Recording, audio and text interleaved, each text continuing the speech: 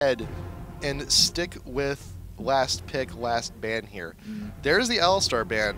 So I mean, you know, he was amazing just being there on the front line, super tanky, getting all the CC necessary.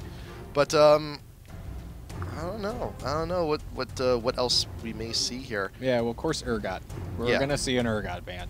Oh, absolutely, absolutely. And the thing about Urgot too is he's been kind of the topic of discussion in terms of like this new idea for having 4 or even 5 bans, because there's so many champions that are good now, and we saw it in our qualifiers, right? It's like whatever team got Urgot, because they had to ban out like champions like Anivia for clg.na. Whatever team ended up with Urgot won the game. And like it happened for all 3 games. It was a 2 out of 3, right, against clg.eu and Curse.eu. Yep. And whoever got Urgot won, and clg.eu got Urgot twice, and so they won. So it's really the discussion's starting. Like people want 4 bans. I'd love to see 4. It's just the champ pool is just getting too big. It's just getting too big, and actually some tournaments are actually now like doing the first 2 bans in chat. If necessary, but I mean, you know, here though, I mean, we're abiding by what goes in the client for now. Yeah. So you know, we're talking about it. We're thinking about it. We're thinking about it. Just you know, some other various rule changes going around. It's just a lot of rumblings, but for now though, it's gonna stick with the 3 per team. Yeah. Shen for Megashock. I like it. Well, we saw the Shen ban last game. Right? Yep. They banned it out last game. Is now available. They're on first pick. Might as well grab them. Yeah. We didn't see a Morgana ban last game. No, we did not. So I think they probably have some sort of team comp in mind, where Morgana would work against it. Really, I don't know. I think does Tabs play Morgana? Maybe that's what it is. Maybe Tabs is like a sick Morgana player. It's very possible. But the thing is also though with Shen is that once you get into these team fights, you taunt and you're right there. So like that's the, it's a very good initiation tool and just very indicative of everyone just kind of like swarming on in. And when you have a lot of champs, very close quarters trying to capitalize on CC like Shen's, everyone's very clumped up. And what works well against that? Morgana. Yep, that's true. Well said. Janna. Haven't seen her in a while. Janna. Where you been, Janna? Where you been? I missed you. Yeah. We've seen more favor for the Soraka or maybe the Alistar. Well, Alistar's banned. And maybe a lot of Leona. A lot of Leona. A lot of Leona. And Tarek, actually, that's the thing. I'm actually surprised they're not going Tarek Corki, because that's just, armor shred all over the place. But Soraka, and that's the thing with Megashock's team last game, is that they had so much health. They had so much sustain. And Soraka really helps that. So if you can go ahead and, take that away from TeamLess, and you just use it for your own device. I mean, you're tanky already to start. Yeah. To have extra heals on top of that, you become a bulldozer. Just straight out. Just killing things. Just killing it. Udyr, haven't seen him in a while. Yeah. He's really tanky. He has strong ganks. He has strong clear. But he's been less favored to champions like Nocturne, who have similar. Strong ganks and strong clear and pretty strong late game. Oh, there's Fizz. There's Fizz again. He's back. He is back, but here's the thing, though. Megashock still has not picked their AP. Yeah. Please let it be Mordekaiser. If it's Mordekaiser, I would not be surprised if it's Mordekaiser again. Yeah. But here's the thing, though. With Fizz, last game they had Maokai, and to get those ganks on Mord in mid is actually a pretty easy time, but here, there he is. There's Ward and Ken, and going to go ahead for the double AP once more. So Shen's going to be in the jungle, so it's going to be we got that established. But here's the thing: Udyr trying to get the gank onto Mord, it's going to be slightly more difficult because Maokai can just go ahead, just straight up target with the twisted advance, and it's done. You set it and you forget it. Udyr actually has gaps to close before he actually gets that stun down. So it's going to be difficult, but Vlad more likely going up against Ken, their top lane. Battle of the APs. Both teams are looking really strong. TeamLess's comp is pretty cool with the combination of, I'm going to stop what I was going to say because it doesn't matter. Kale. So MLG, Dyrus, Kale, 3 words. All I need to say. So Kale's been making an appearance. I think it was like Wings of Death who kind of made him popular in NA. I'm not too sure in the EU scene. Maybe they. I think. God, I don't remember what team it was, but I know while Dyrus was in the office the other week that he specifically mentioned a top lane player playing Kale. They just lost against relentlessly. Yeah, his Wings of Death. Yeah, I think he was that who. No. An EU player that Dyrus keeps losing to. I can't remember. Yeah, I'm not too sure. I don't think names escape me. I don't think Wicked plays Kale very much. Regardless, Kale is up and coming, really strong. It was Wicked. Was it? It was okay. Wicked because I think Dyrus mentioned something where he doesn't have like his worst lane winning rate is against Wicked, and I guess in a scrim or something, Kale was used. And he's like, well, I guess I have no chance but to play Kale. You know, I gotta play Kale. But Kale's been doing pretty well. Yeah. Recently, really starting to shine. Getting the AD top there, but it's against Kennen. See, because here's the thing, pre-6, Kale should be able to take the lane. So there's a gap. There's an opportunity for Kale to just go ahead and get really far ahead of Kennen. But once Kennen gets the ult, once Kennen can actually go ahead and close those gaps, it may be a rough time. Not just close the gaps, but close the gaps and do hella damage. Right. Like, I mean, he's closing the gaps, but the thing is, you can't. Kale's escape, not the best, And, it's just you pop the ult and you pray. Pretty much. I mean, it's an amazing ult. It's quite possibly one of the best ults in the game for just invulnerability, just for just a few seconds. Yeah. But it's what you do with it that really makes a difference. And if you're just trying to use it as an escape mechanism, it's only really delaying the inevitable. Indeed. I agree. So. And I'm really interested to see how Mordekaiser is going to do. I think he's actually going to probably do better in this game. And I say that because Udyr doesn't have as strong of early game gank as Maokai. Right. And the thing is, you want to hold back Mordekaiser early game. And they're going to not be able to do that. They're going to do it worse than they had last game. Maybe they learned something. Maybe we're going to see more like Janna, roaming about, or Kale's going to come down. But the ganks aren't as strong. Mordekaiser's going to have more freedom to just be like doing whatever he wants. Yeah.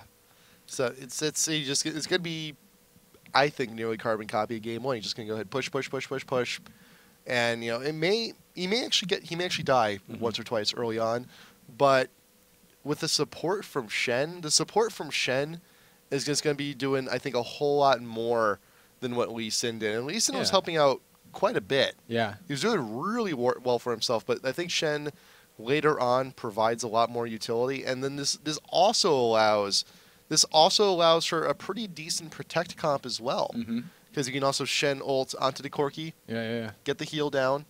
This could transition very quickly into a protect the Corki comp if necessary.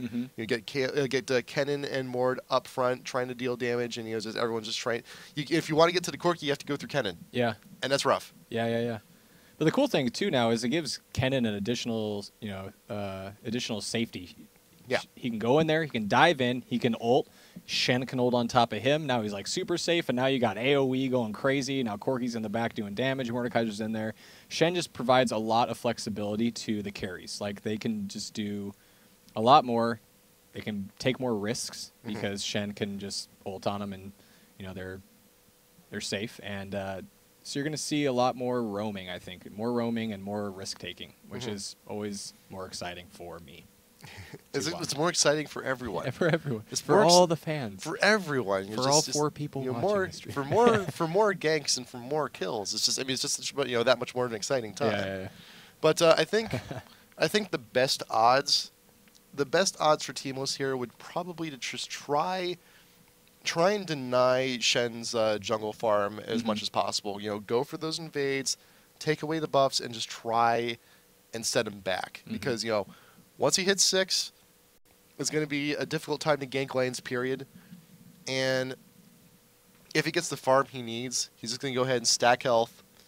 The rest of the team's going to stack health. And you just need to try and shut them down before they get too tanky to the point where he can no longer deal damage.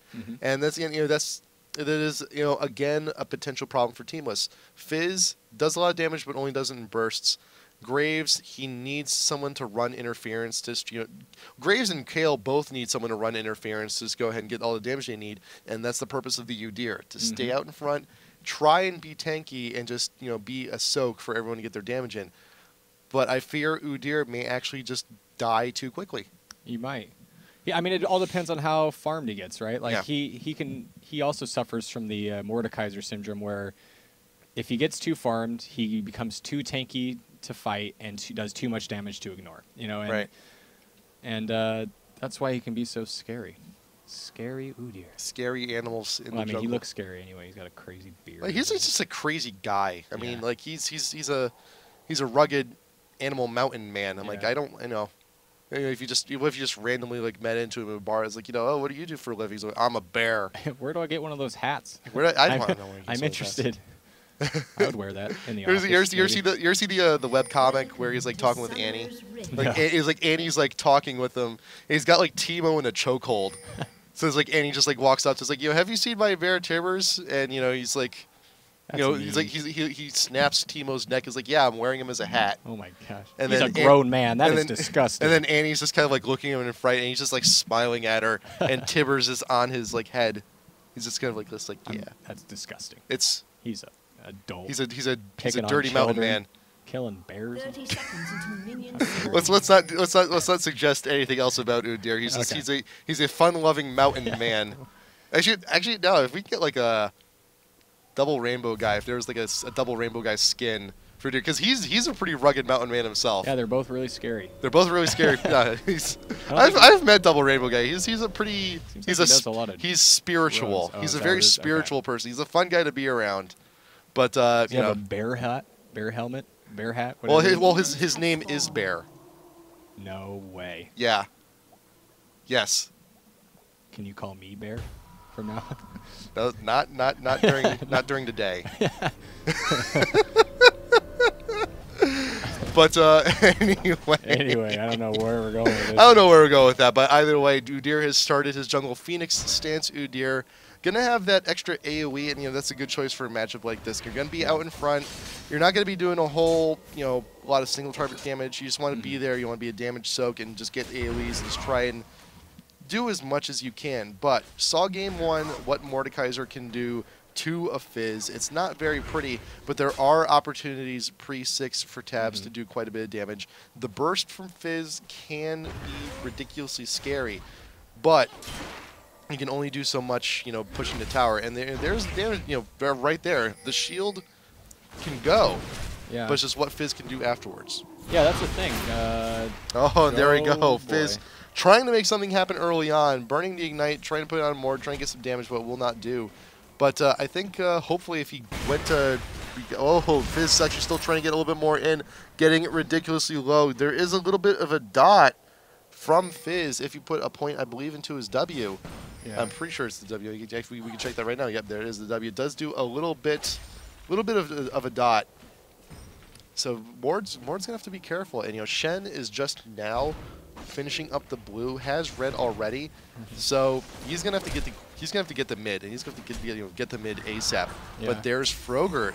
Oh, see, now this is what I was mentioning before, trying to get the counter jungle on Shen. He's going to meet him in the jungle, but in the meantime, though, Mord, he's in mid. Will the dot be enough? It's still there. It will not be, but he's got to be super careful. 1 Q from taps, and that's all that's needed.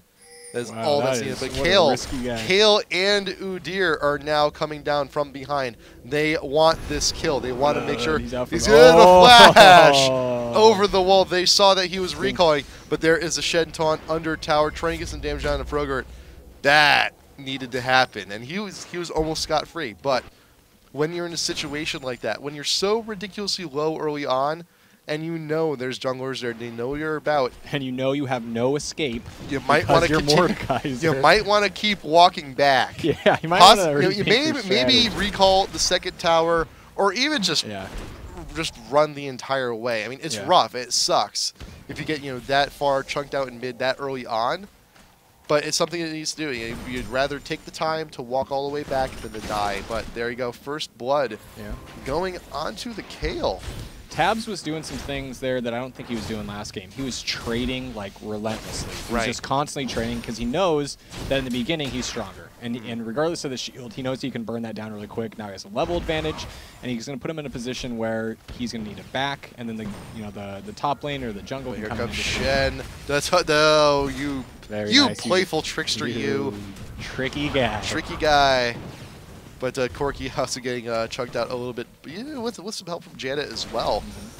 So now Megashock, they're a little bit worried here. He's like, okay, they got a quick kill on board in mid. He may not snowball as hard as he did last time.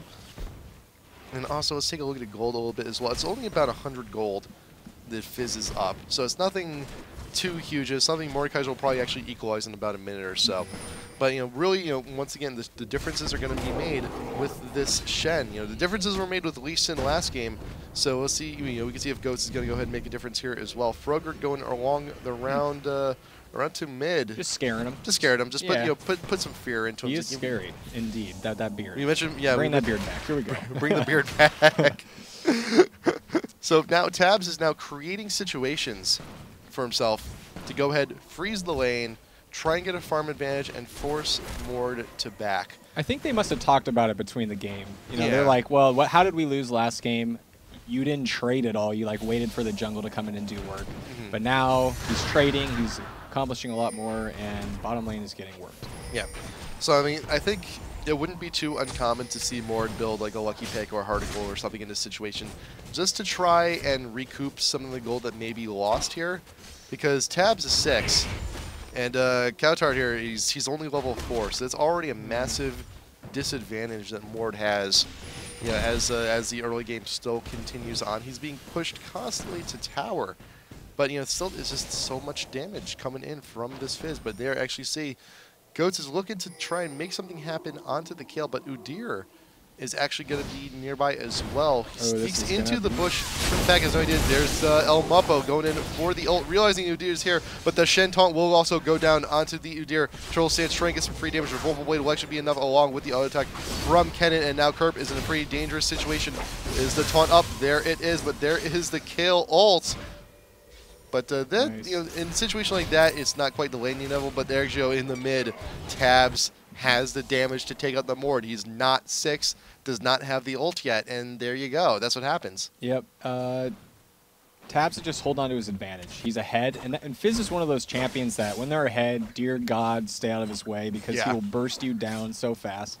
And at one point where he had 2-level advantage, he had his ult. Oh my gosh, you just need to stay away. You need some support from your jungler. You need to do something because you're going to be so far behind. And I think what does Baron say? He says there's a special place in hell for people that play Fizz. It's true. It's you get ahead. It is true. It is very true. Actually, there's a play Fizz and solo queue. Either way, you get ahead and you're just so hard to kill. Fizz is one of those. He can be a hyper carry. He can go and just burst down an entire team, and I think that's what's going to happen here because Tabs is really far ahead. He's not far ahead in farm. But the level advantage, and it's mostly the level advantage. Yeah, he's just going to hold on to that. And the worst part about it, too, is that Mord, he's not the most versatile champion mid. It's okay, I'm ahead. The game just started. What do I do in mid? I push. Okay, I'm ahead. What do I do now? Push. I'm behind. What do I do now? I guess I'll just push. I die. I'll push and then I'll die. Yeah. His gank, because he also has no innate CC, he's not the greatest to also go roaming around for ganks. Yeah. And one of the core items you see on a lot of Mordekaisers is the Riley's Crystal Scepter, because you get those hits off and you get the slow, and that's really all you can do. But it also really helps for the ult as well, because as long as the ult is on someone, Riley's is a continuous trigger, or they're perma-slowed through the duration. But it's a pretty pricey item, and it's not something he's going to be getting anytime soon. No, he's too far behind. He's too far behind. So, and as you see, last game, Fizz got the 3 Doran's rings before going for the Sheen. But because he's so far in the lead, he got the 1 ring, and he's just going to go for Sheen straight out to go ahead and keep that damage output high. Fizz is a beast. Fizz is a beast. Fizz is a beast. You little aquatic monster, you. But there you go. Cowtard's trying to get some changes down on taps. The ult is still up, and there is the Earth. There's the ult down, going down on taps, and there's the Shen ult. May actually make something happen here. Gonna go for a quick dash. There is the Ghost taunting down, and there you go. That is what needed to happen in mid. So now Mordekaiser can go ahead and try and come back from that. Gold pretty much equalized now from just that one kill. Yeah, I'm not totally sure why he decided to be so aggressive. He's been aggressive the whole game, and now he has an advantage. And he's like, well, I'm going to be aggressive, and the enemy jungler's not going to do anything. But, he's just gonna... but he has the ult now. Yeah, Mordekaiser now has the ult, and that can be the great equalizer in these fights. But there you go, Goats now coming in from behind on the Kerp, and Kale's now in a full retreat, going the long way, and the really long way, actually. Like, actually, you might as well just go ahead and start farming midway. So just waiting for Shen to get out of the way so she can return down the top lane. Yeah. But Goats is doing pretty good for himself. You get the 2 assists, and that's what counts. And you got the kill. You helped get the kill onto mid, and that's really going to help. That equalized mid. That's just completely equalized mid straight out. So and that's you have to be a game changer sometimes when you're in the jungle, and Shen is an amazing jungler to have for that. Lee Sin, and he's not the best, but he's not the best for something like that. But he got the farm he needed earlier on. He was the one grabbing the kills. He was not an assist jungler game 1. Yeah, managed to actually get those kills and managed to be even a bigger presence. But even if Shen falls behind, he can still be a huge contributing factor here. Yeah, Shen 0-0-2, heart of gold. So he's going to be just roaming like crazy. Popping the ult inside the Kennen ult. Negates it completely. Huh. I'm just going to ignite him and get out. This is just ignite and get out. Actually, who's a short... Kale's... I keep forgetting, like, Kale's ult, once it hits, like, level 3, the cooldown is just ridiculous. Yeah. It's like 45 seconds. It's just, absurd. But even now, level 1, it's still a pretty short cooldown. But now, you see TeamLess looking to go grab that dragon. They recognize, it's still pretty even. 2 kills apiece. The gold is pretty even, but once they grab this, they should have a little bit. It's nothing to write home about. It's about 500 gold. Yeah, that was really good of them. They saw that bottom was backing. They're like, they're going back. Just jump on dragon. Just do it. Might really as well quick. just do it real quick. You got the burst damage. Yeah, exactly. Udyr has the boots of mobility. Ooh, okay, so that's that's really just straight out. He's looking for ganks from this point on. He's not really looking to farm. He just wants to make sure that ensure you get the stun right there, onto the Soraka. And he does get exhausted, but he can only do so much. The heal's going down. Wish is still available as well in a pinch, but there is the Shen ult. Oh wow! Gets melted by the Graves ult before Shen can actually get in, and that's a lot of damage. But there is the Fizz also in town. Earth is there as well. Just trying to disrupt more just as much as possible. Yeah, that was good. I was like, what is happening? But Kennen top lane, El Mupo, 30 health. 30 health, and that's if Kale can actually get a solid Q. And remember, Kale's ult is now up. He got the timing down perfect. Knows. Kerp, actually Kautar finding Throger here in the jungle. There's the Mortal, wants to get rid of that Oracle's real bad, but there's Graves being cut out a little bit far as well. The Janna shield will help protect him, but okay, Kerp knows that Kale ult is on a shorter cooldown than Kennen ult. So, recognize the timing and just goes in for some quick harass, knowing that he cannot be retaliated against. Yeah. Perfect timing on that. Forced El Mupo to go ahead and back. Managed to get a little bit of advantage lane and actually managed to push the creeps up the tower as well. Yep, that was really good play by him. Yep. Yeah. Granted, now the lane's actually gonna freeze here, over here onto Megashock's side. So it's a little bit of a unexpected result, but still though, Kale can just go ahead. Kerp can go and grab the small golems. It's no big deal. It's no big deal. They got the little gold shiny there, so maximum value for the time. Yeah, I mean, Udyr isn't really farming. He's being more utility, it seems like. Yeah. He's got that. He wants ganks. He wants ganks. He wants to play the utility role, and so it's really beneficial to them to let top lane have those golems. Like it just. Yeah. And I think Oddwin says a lot. Just don't even focus on the golems. They're too far out of the way. Once you get to the mid game, like early mid game, and just gank. Really? Yeah, he says just focus on wraiths and wolves, because it takes too much time to go up there. You're missing ganking opportunities. And I think that's kind of what we're seeing now. Like I wouldn't be surprised if we see some gold per 5s on Udyr, and he's just gonna keep roaming around, having a good time. Yeah, sometimes. Yeah, I'm kind of realizing it now. Like sometimes I just will pass on. I just forget about it. It's not even like something I intentionally do. I just forget about them. It's like, oh yeah, those things are there. But Steve caught out, unfortunately, under his own tower. And then that's all TeamLess needs. They're just gonna go ahead and just take down bot tier 1 outright. And Kerp actually getting some pretty good harass onto El Muppo. It's definitely something to write home about, because there is, they're considering what happened game 1. They recognize what things went wrong, trying to get pressured whatever lane's necessary. Yeah. And Udir's working out. Udir's working out, very early on, but actually there Goats trying to get the taunt, does not get the taunt down on Kerp, but in reaction will actually get the shield down to El Muppo to keep Kerp under wraps. Can the damage happen? Oh my the tower, gosh, are you serious? The tower, that's the thing. That was the poor positioning. That was very poor positioning from Kerp, trying to evade possibly a random shuriken or something like that, and actually wanders into tower range, just taking free hits, and that's all that really. Even if the tower hits didn't actually happen, there's such a long period of time that necessary to go ahead and travel back to your own tower. Kerp never would have really made it, but would have spent a little bit more time in that fight, probably would have chunked out Shen a little bit more. But Tabs now realizing can't quite go toe to toe with Mord anymore. No, Mord's got the Woda. Yeah, he's got the Woda. Tabs was kind of roaming a bit there, trying to help out with bot lane, and allowed Mordekaiser to just free farm. So now he's he's ahead in farm. He's he's only behind in assists, so it's pretty even. And then when it gets to this late game, and when Mordekaiser hits level 11, it's going to be a little bit less safe for Fizz.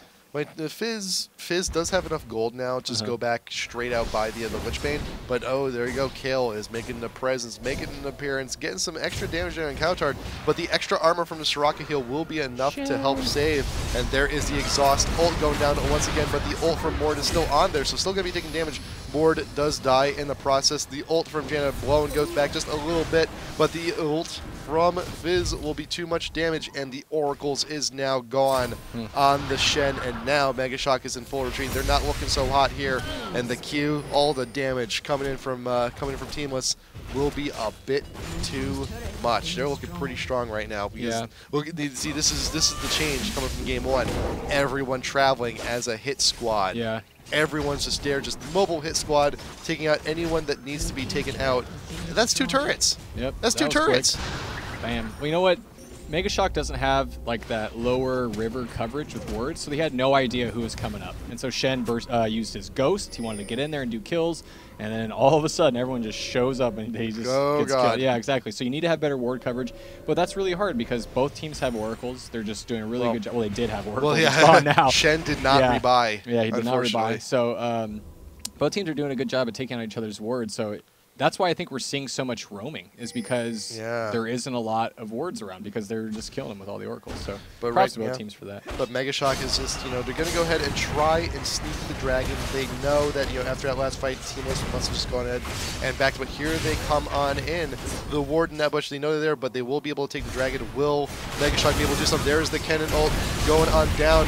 It gets a little bit too far away from the rest of the TeamLess. They didn't quite get the best from all of that. And there is Tabs trying to get some chunked out damage, but we'll be leaving the fight there. There's a Shen ult going down under Mord. Just go ahead and protect him for a little bit while longer. Corki getting some missiles down onto the Graves. And now Kale trying to capitalize on something, but Fizz is still nearby, trying to probably look for the Corki, but will not be able to go ahead and get it. El Muppo's just trying to just drag away, but Tabs is there with the Lichbane. One Urchin Strike and an auto attack should be able to take out any low health champ. He's looking for a snipe. He's looking to try and get it. And Megashock is just there trying to keep them at bay. There was an opportunity for a kill, but no one decided to take it. Yeah, the team Kerp way too far out. There's a flash over the wall and the Mord ult. There you go. That was a huge misstep from Kerp, getting way too far out of position. Yeah. I mean, there's a lot of mistakes in that team fight. I felt like Megashock was really indecisive on their targets. They're going up and then down. They're trying to chase Viz, and he would trickster out, and then they're going up and they're trying to do some work there, but everyone ran, and they're really indecisive. Meanwhile, TeamLess was like so separated. They're all over the place. They didn't have good targeting either. Fizz got too low. He got too low. It was mutual mistakes from both parties, really. Yeah. And when you have both parties making mistakes like that in team fights, it's actually a good thing because no one died. Yeah. until Kerp decided to go around to try and scout ahead, to try and get some vision, and just didn't quite realize, oh, that bush is also awarded. Flash, kill, Mordekaiser Ghost, and then stuff dies. Yeah, so Kerp died and Megashock got Dragon. So like, they weren't able to punish them for trying to rush that Dragon. They didn't have coverage, and so just horrible, horrible results for TeamLess. Poor TeamLess. But TeamLess is still ahead. Yep. TeamLess does still have a pretty decent gold lead. Yeah, it's that 3 tower. Those 3 tower kills, which are really helping them out. Yep, Elmapo trying to get some damage down there on the Kerp. Kerp decides not to use the ultimate because he knows, he's like, you know what, it's your damage is minimal at this point now. Just trying to use it to get away. And that's the thing, Elmapo's using the ult as an escape option now at this point. Yeah. Which, granted, it's both good and bad. In team fights, it can be an actual, absolute monster thing. But I also noticed, Megashock on Kennen last game, by this point, I believe already had the Zonias. Not the case here. No, definitely not. Only halfway there. Only got the chain vest. Not quite the new cigar rod yet. But I think a lot of it has to do with the fact it's the matchup. Because last game, despite the fact with Olaf, you can actually go ahead and just sidestep the axes and be a little bit tricky with that. Kale, once the Q hits, there's not you have the lightning rush. You could go ahead and get away, but you saw that they were trading quite a bit top lane. And that necessitated, certain purchases, such as the door and shield, the extra regen, trying to get some extra armor and health on there, just so you can go ahead and stay in the lane. Yeah, we're seeing that a lot from Megashock. I mean, Mord had to buy a giant spell rather than going for that gunblade, and there's a lot of people behind, and they're doing their best to try to survive. And I guess it's paying off. They got the dragon, they got the kill, they're still in there. It's really the towers that have been the difference here, and with Mord strong pushing and everything, and if he gets left alone, they could definitely take a tower or two. Goats may be walking into a very tricky trap here. He does get the stun. Udyr gets the stun and then immediately walks away. And that's the thing, there's no oracles now anymore for Megashock. They don't know that bush is warded. There are no pink wards being purchased either, which may actually be a better solution in the meantime. That early kill is actually setting Megashock really far behind. And Shen does not have the gold right now to go ahead and buy another Oracles. We purchased a Heart of Gold, purchased the Sunfire Cape, just to try and stay in the team fights a little bit longer, extra health, extra armor. But for the time being, though, that's putting the rest of the team at risk. Yeah, the Oracles is really paying off for Udyr. And has he died? Did he rebuy it? He's died once. Right, he's died once. I'm not sure if he... I think he bought the Oracles after that death. That is just paying dividends for him. I mean, he's been alive. He's clearing all the wards out. I'm trying to look at the green wards on the map. I see 3 versus 6. TeamLess just trying to get some poke down onto the tower, seeing how prepared Megashock is to deal with it. And the answer is somewhat. So and they're there. They have the presence to go ahead and defend that tower. But in the meantime, though, and that's the power that Shen can provide to a team. He can go ahead and afford to split push like that if he's needed in a team fight and just go ahead and ult on in. He's fine, and that is definitely the power of the Shen pick. And you see teams like clg Prime do a lot of this, where you just send someone split pushing. Hey, you need me to fight? Yeah, I'll be there in a jiffy. Sure, we're here. We got that. CLG loves the split push. They love it, love it, love it. And, Shen is king with split pushing, and look, and he's still going. He's like, I don't even need to go help my team. They're doing fine. They're doing fine. He's up front. He's a beast. You called home. You call me when you get there. Have some fun. Here's $20 for lunch. And I'll pick you up at 8. Yeah. Finally, Udyr is going up to try to deal with Shen. So it took him a long time. He was able to get all that farm. He's able to take out the tower, and now the game's getting even closer because they're just allowing that to happen. Goat's just going to go ahead and grab the small golems, waiting for Udyr to leave. And then when that happens, he's going to go ahead and get right back to it. But Goats is putting up the shield, trying to get away from the Phoenix. Going to try and exchange some damage as best as possible. But, got to wait. If you can go ahead and bait out the stun, you can actually shield over to the rest of his team if necessary.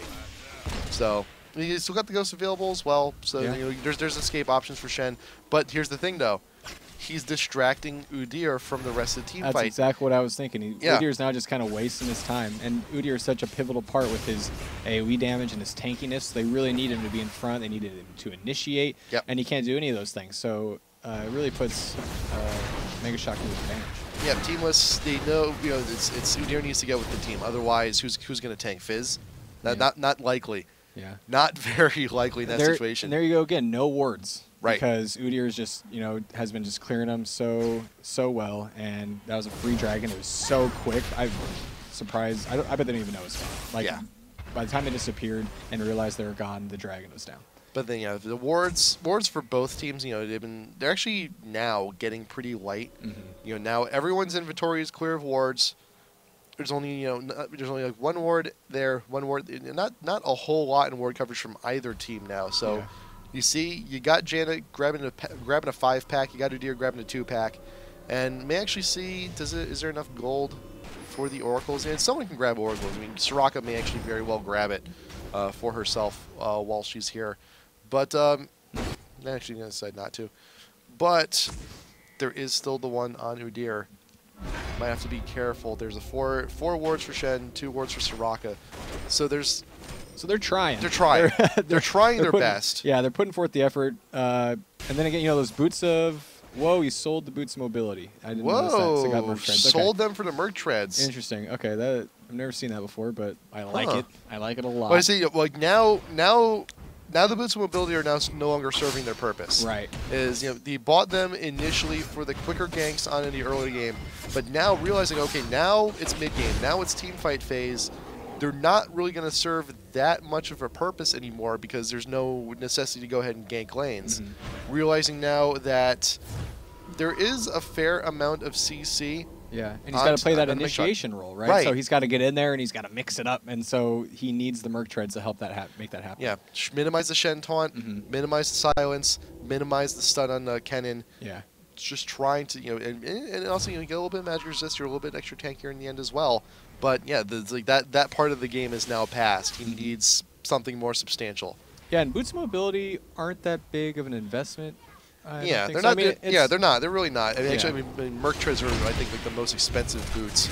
But actually, they're trying to get the engagement. There's Kennen out in front. Doesn't get blown away from the Janna ult, but now Tabs is way too far out, separate from the rest of the team. But there's Graves actually doing a fair amount of damage as well as Kerp just trying to get some extra damage. Got a quick double kill there onto the Corki. And now El Mapo's in a pretty far retreat, but Goats is just too far away from the rest of the team, and good engagement, but will El Mapo actually be able to capitalize on this and take out Kerp? No.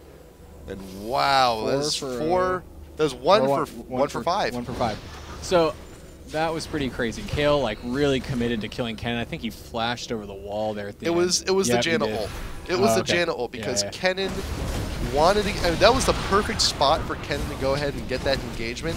But the Janna ult just blew him so far out of position that the only person who got really stunned was Udyr.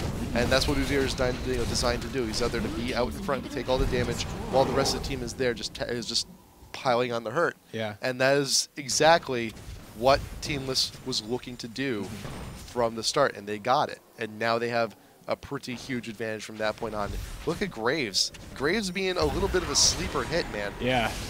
5-0-1. That's nuts. Yeah, he's got a lot of things going for him right now. He's got a lot of damage. He's got a lot of life leech. And, you know, that life leech is so necessary because of his short range. And right. He knows that, so he... Oh, Megashock. Oh. This is a pure desperation move right here. They know they don't really have many other options, but they know Udyr is not too far away, and they also know that Graves is away from the rest of the team. This is their best chance if they want to go ahead and go for this Baron. And they know they can engage. You know, right now, TeamLess is pretty far split. It's 2-2. Yeah, I don't really understand what just happened there, because yeah. they like didn't commit to killing anybody. They knew that Graves was on the bot, you know, in bot, and the teams were split up. He's still in bot. Yeah, 2-2. Like he's not even bot. He's not. He doesn't care. Yeah. Metalox doesn't care. He's just like, you know, whatever. Well, if you were that handsome, if you were that handsome either, you know? Yeah. Yeah. Look at those biceps. Okay. Anyway, so like, but the thing is, like that during that fight, the team was separated. You know, TeamLess was 2 up top, 2 in bot, or 2 in the mid, and you could have committed either way, and you would have had like a 4-5v2, but they decided not to do that. And I don't really understand why. And then I think they got scared. Maybe but now Graves, he's caught up. He's got the positioning, and there is the sandwich necessary to go ahead and try and get the hurt. But he's actually a little bit too far away, but nothing TeamLess can go ahead and try and recover from. There's El Mapo out in front. Zonia's the Earth does not get away, and there is Tabs being caught a little bit too far out, and now there is a Ghost. There is a Fizz Ghost here for Megashock, and they're now in pursuit of the rest of TeamLess. That could have been something there, but Metal X, the sandwich was established. They pincered them into their own jungle very nicely, but you know, Metal X, he's not a tank. He's out there. He's a carry. He needs to be coupled with someone to help protect him. Yeah, absolutely. And he was just way too far out, and he was just taken out of that fight near immediately. And I think we're gonna keep seeing Tabs die. Because I feel like he's like the sacrificial lamb. He's like, I'm going to go in, I'm going to do my damage, and I'm going to die, and then I'm going to drink my tea or whatever. Like, yeah, he's working for the Zonias himself, actually. Yeah, that's good. So I mean, that's what he's trying to avoid, right? But he goes in, he does ridiculous burst damage, and if he can get out, great, but in most cases with Mord and some of those other abilities, some of those other champions, you just can't get out. Yeah, it's not happening. Yeah. So, I mean, you see Fizz working for the Zonias. He recognizes the poor positioning he's going to be putting himself in. And even then, like 2 team fights ago, you saw him just so far out from the rest of the team. It's just like, no, we want to help you. Come back here. And, I mean, Zonias is going to go ahead and allow for some of that. But actually now Megashock, unfortunate face check on that bush. That's, yeah. Was there a Mord in there? There was a Mord in there for about maybe a quarter of a second. Yeah, that's Fizz. And then there's just a pile of like scrap aluminum's cans. Yeah, like that's the thing. Like if you're 1-on-1, even 1v2, Fizz will just annihilate you. It's the team fights where he starts having problems. Yeah. But yeah, that was it. You got the bush check. You found them in a very precarious spot. Nice ult from Kale, protecting the Fizz. And you know the Zonias can only do the fact that you have the Zonias so near your fountain. It's an unfortunate position you have to be in. But right now, just the Nexus and all the turrets being pressured so much, TeamLess is going to go ahead and take this one pretty convincingly. Nearly everyone on Megashock is reeling at this point, but Mordekaiser is back. He is here. They're going to make something happen. They got to do it now. But Frogger, there's the Shirelias being popped. Want to go ahead and close the gap, but there's not a whole lot. They're waiting. They're waiting for the Shen taunt, but just cannot get there in time. There's the flash coming in from Mord, trying to get the ult down on the Fizz, but he will just go ahead and walk away, trying to get some extra damage while he can. But there goes Shen with the quick kill onto Kale. But in the meantime, though, top lane is pushing. The tower could very well go down while they're out and around town. Yeah, that was really smart. They pushed, they took out the towers, and then they ran away from the big mob, or the big creep push. So they know that the creeps are going to do work, mid is going to do work, and it's going to force Megashock to have to stay in their base. And that's when they come out here and they take Dragon, they start taking the objectives, they're going to control the buffs, and they're going to ward deep, and they're just going to control the game. And unless they throw like Moscow 5 did this past weekend, I still have to watch that too. Oh, okay. I haven't watched that. I mean, I knew it happened. Yeah. I missed a lot of stuff this week, and I was just sleeping. I was just napping for the majority of the week. I'm just trying to recover. Tired, well rested. That's well, good. I'm a little bit well rested here, so we're still here. But there's a lot of stuff from the weekend I need to catch up on. That being one of them, and not to mention, it's also still going on right now as well. Yeah. So I was wrong, because the inhib is back. So now they have the choice to like go out and kind of move around. Hey, inhib. And so they're going to be able to roam a little bit more, but Baron's up, and they're going to force a Baron fight, and they're going to take a lot of damage probably. Unless Mordekaiser can do something, but he's so far. I mean, 1 in 5. Look at the Zonias now on Fizz. That's bad. Tabs can afford to go in and suicide in now. Yeah, it's not looking too good. I mean, Kale is super ripped right now, 7-3-7. Janna's just been helping every team fight. Udyr's just doing his job and taking tons of damage. He's getting a huge chunk out on Mordekaiser. Kale with the Q. Just keeping everyone at bay while the rest of the team finishes up the Baron, and it is gone, it is done. Shirelia's being popped, trying to get the slow. Anything can get. El Mapo does get the ult down, does get the stun on Udyr. It's not doing quite a whole lot, but he's still getting pretty chunked out. But Graves also being focused down with the Mordekaiser ult. Tabs will be able to go ahead and kill Corky, and Kerp manages to get the Mord. Man, cleaning up straight out, and Steve will not be able to get away from this one. Straight 5 for free. Oh, there you go. For TeamLess, and they should just go ahead, push down the open inhibs. There are no turrets in their way. They can just go ahead, grab an inhib, and go Nexus, and that's it. They're done. Yeah. And that's it. Now they got it. Surrender. They know. Game 2 going to Teamless. GG, man. That was good. That was good. I was worried. I was really legitimately worried about that Fizz pick. Yeah, they had a little powwow between the game. They're like, look, Tabs, you're gonna need to trade more. We're gonna need a stun machine called Udyr. Literally in that team fight, he's just like stun, and all you do is stun, running back and forth. That's all he was doing. He was like, they weren't even focusing him, but he was just going around stunning and doing a good job of that.